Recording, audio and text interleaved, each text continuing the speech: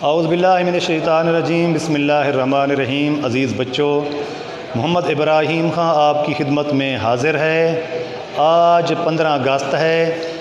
کل جو ہے یوم آزادی گزر چکا ہے اور آج اردو کا لیکچر ہے۔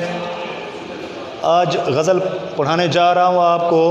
شاعر جگر مراد آبادی، پیدائش ہوئی 1890 کو، وفات ہوئی 1960 کو۔ جگر مراد آبادی کی جو اہم تصانیف ہیں: آتش گل، داغ جگر، شعلہ طور۔ عزیز بچوں، جگر مراد آبادی کا اصل نام علی سکندر تخلص جگر تھا۔ ہندوستان کی سب سے مشہور ریاست اتر پردیش کے تاریخی شہر بنارس میں پیدا ہوئے، لیکن ہجرت کر کے مراد آباد کی طرف آئے، اس لیے اپنے نام کے ساتھ مراد آبادی، جگر مراد آبادی تحریر کرتے ہیں۔ جگر کو شاعری کا ذوق شوق ورثے میں ملا تھا۔ ان کے والد علی نظر بھی صاحب دیوان شاعر تھے۔ جگر مراد آبادی اپنی فطرت نیچر کے حوالے سے فقیر صفت اور نیک انسان تھے، جبکہ عام طور پر شعراء کی فطرت میں یہ چیز کم ہوتی ہے۔ جگر مراد آبادی مشاعروں کے مقبول شاعر تھے، لیکن بدقسمتی سے یہ ثقافتی پروگرام جو ہے پاکستان میں تقریباً دم توڑتا جا رہا ہے۔ مشینری دور ہے، لوگوں کے ہاں وقت نہیں ہے، لوگوں کو روزی کی فکر ہے، مہنگائی عروج پر ہے، جس کی وجہ سے شعراء حضرات بھی کم توجہ دیتے ہیں اور لوگ بھی مشاعروں میں شرکت نہیں کرتے۔ جگر مراد آبادی کلاسیکی روایت کا اہم شاعر ہے۔ ان کی شاعری میں والہانہ نغمگی کا احساس پایا جاتا ہے۔ تو ان کی غزل کے یہ اشعار ہیں۔ یہ غزل آسان ہے۔ جس قدر آسان اشعار ہوں گے، پبلک میں اس شاعر کو زیادہ پذیرائی ملے گی، شہرت ملے گی۔ وہ عام آدمی کا شاعر ہوگا۔ جو شعراء اپنی شاعری میں، اپنی غزل میں یا نظم میں مشکل الفاظ استعمال کرتے ہیں، تو وہ ایک مخصوص تعلیم یافتہ طبقے کا شاعر تو ہے، وہ عام آدمی کا شاعر نہیں ہے۔ عوامی شاعر نذیر اکبر آبادی کی شاعری میں عام موضوعات ملتے ہیں، عام آدمی بھی ان کی شاعری کو سمجھ سکتا ہے، پڑھ سکتا ہے، اس لیے اسے عوامی شاعر کہا جاتا ہے۔ تو یہ ان کی غزل آسان ہے، عام آدمی بھی پڑھ سکتا ہے، سمجھ سکتا ہے۔ آدمی آدمی سے ملتا ہے، دل مگر کم کسی سے ملتا ہے۔ دوسرا شعر ہے: بھول جاتا ہوں میں ستم اس کے، وہ کچھ اس سادگی سے ملتا ہے۔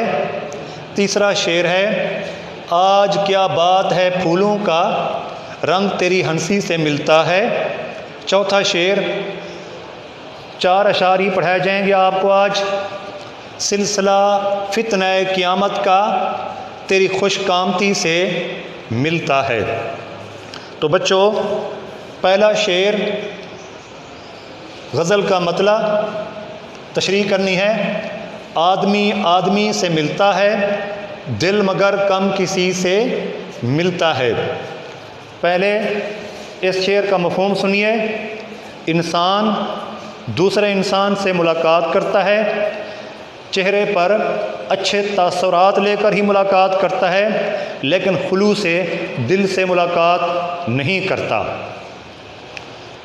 آدمی آدمی سے ملتا ہے، دل مگر کم کسی سے ملتا ہے۔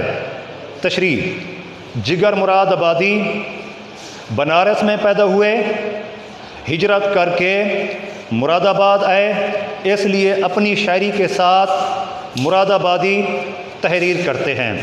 جگر مراد آبادی مشاعروں کے مقبول شاعر ہیں۔ شاعر غزل کے اس پہلے شعر میں اس حقیقت کو بیان کر رہا ہے کہ ایک انسان دوسرے انسان سے ملاقات کرتا ہے، چہرے پر بظاہر اچھے تاثرات بیان کرتا ہے کہ یہ شخص میرے ساتھ کس قدر مخلص ہے، کہ چہرے کے جو اثرات ہیں، جو تاثرات ہیں، اس سے ظاہر ہوتا ہے کہ یہ شخص جو ہے پرتقاب انداز میں ملاقات کر رہا ہے، لیکن وہ خلوص دل سے اور خلوص نیت سے جو ہے اس سے ملاقات نہیں کر رہا ہوتا۔ اس کے اندر جو ہے منافقت پائی جاتی ہے، کدورت پائی جاتی ہے، نفرت پائی جاتی ہے۔ اسی حقیقت کو شاعر جگر مراد آبادی کہتے ہیں کہ ایک انسان جو ہے وہ دوسرے انسان سے ملاقات بھی کر رہا ہوتا ہے، بظاہر خوش بھی ہو رہا ہوتا ہے، لیکن دل کے جو اندر کیفیت ہے اس سے خلوص نہیں ہے، سچائی نہیں ہے، نفرت ہے، حسد ہے۔ اس کے بعد اسی شعر کے حوالے سے ایک اور شاعر کا یہ شعر سنیے: یہ چلن عام ہے اس دور کے انسان کا، یہ چلن عام ہے اس دور کے انسان کا، فاصلے دل میں رکھے اور بغل گیر ہوئے۔ غزل کا دوسرا شعر: بھول جاتا ہوں میں ستم اس کے، وہ کچھ اس سادگی سے ملتا ہے۔ محبوب کی طرف اشارہ ہے۔ دوسرے شعر میں شاعر بیان کرتا ہے کہ محبوب جتنے بھی ظلم اور ستم کرتا ہے، لیکن جب وہ ملاقات کرتا ہے وہ خوش ہو کر ملاقات کرتا ہے، سارے ستم، ساری زیادتیاں، ساری جفائیں جو ہے شاعر بھول جاتا ہے، اس لیے وہ اپنے محبوب کو معاف کر دیتا ہے، درگزر کر دیتا ہے۔ غزل کا دوسرا شعر ہے شاعر جگر مراد آبادی: بھول جاتا ہوں میں ستم اس کے، وہ کچھ اس سادگی سے ملتا ہے۔ فارسی شاعری اور اردو شاعری کی روایت میں ہے کہ محبوب جو ہے وہ سنگ دل ہے اور محب جو ہے وہ بیچارہ مظلوم ہے۔ سب سے بڑا ستم یہ ہے کہ وہ غیر کی طرف زیادہ توجہ دیتا ہے اور اپنے محب کی طرف توجہ نہیں دیتا، اس لیے اس کے دل کے اندر جو شکوے شکایت کی داستان ہے وہ خیال کرتا ہے جب محبوب ملاقات کرے گا وہ داستان غم ان کے سامنے رقم کرے گا، بیان کرے گا، لیکن محبوب جو ہے جب اس کا وصال ہو جاتا ہے، جب اس کا دیدار حاصل ہو جاتا ہے تو محب جو ہے بیچارہ سارے ستم جو ہے وہ بھول جاتا ہے، وہ اپنے لیے محبوب کی ملاقات ہی کو سب کچھ سمجھتا ہے۔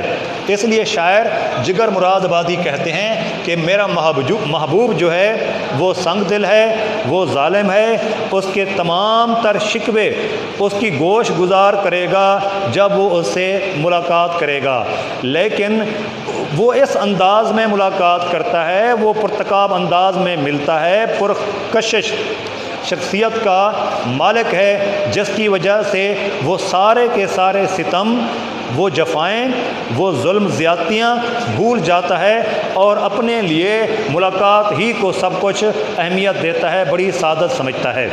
غالب کا شعر سنیے: اس سادگی پہ کون مر نہ جائے اسد، اس سادگی پہ کون مر نہ جائے اسد، لڑتے ہیں اور ہاتھ میں تلوار بھی نہیں۔ اس کے بعد تیسرا شعر جو ہے: آج کیا بات ہے پھولوں کا رنگ تیری ہنسی سے ملتا ہے۔ محبوب کے حوالے سے ہے یہ شعر۔ محبوب جو ہے خوش ہے تو دنیا میں بہار جیسی کیفیت ہے، اگر محبوب جو ہے وہ پریشان ہے تو بہار کے موسم میں بھی پت جھڑ کا احساس ہوتا ہے۔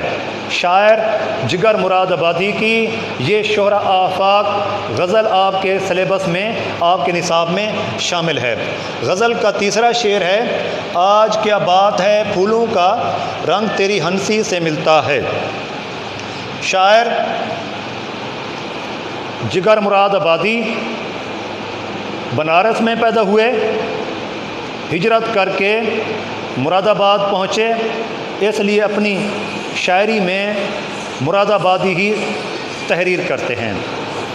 ان کی یہ غزل رنگا رنگ مضامین کا مجموعہ ہے، جس میں ایک انسان کو دوسرے انسان سے کس قدر محبت ہے، پہلے شعر میں حقیقت بیان کر دی ہے، دوسرا شعر جو ہے وہ محبوب کے ستم کے حوالے سے ہے، تیسرا شعر جو ہے وہ محبوب کے حسن کے حوالے سے ہے۔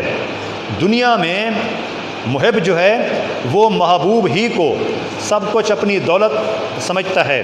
محبوب اگر خوش ہے تو دنیا میں پت جھڑ کے موسم میں بھی بہار کا احساس ہوتا ہے۔ محبوب اگر پریشان ہے، غمگین ہے، تو بہار کے موسم میں بھی پت جھڑ یعنی خزاں کا احساس ہوتا ہے۔ اس لیے شاعر کہتا ہے کہ محبوب اگر خوش ہے تو دنیا میں رونق ہے، محبوب جو ہے وہ پریشان ہے تو دنیا میں بہار ہوتے ہوئے بھی، خوشیاں ہوتے ہوئے بھی شاعر سمجھتا ہے کہ دنیا میں سوگ اور غم جیسی کیفیت ہے۔ اس لیے شاعر کہتا ہے کہ آج جو ہے دنیا میں جو رونق ہے، جو چہل پہل ہے، محب بھی خوش ہے اور محبوب جو ہے وہ بھی خوش اور خرم دکھائی دے رہا ہے۔ اس لیے دنیا میں رونق ہے، وہ محبوب جو ہے مسکراتا ہے تو دنیا میں بہار لوٹ آتی ہے۔ اس کے بعد چوتھا شعر، سلسلہ فتنہ قیامت کا تیری خوش قامتی سے ملتا ہے۔ آج کے لیکچر کے حوالے سے یہ آخری شعر ہے، سلسلہ فتنہ قیامت کا تیری خوش قامتی سے ملتا ہے۔ قیامت کے سلسلے جو ہیں، جو لا متناہی سلسلہ ہے گناہ گاروں کے لیے، کافروں کے لیے، ان کے لیے یہ نہ ختم ہونے والا عذاب ہے۔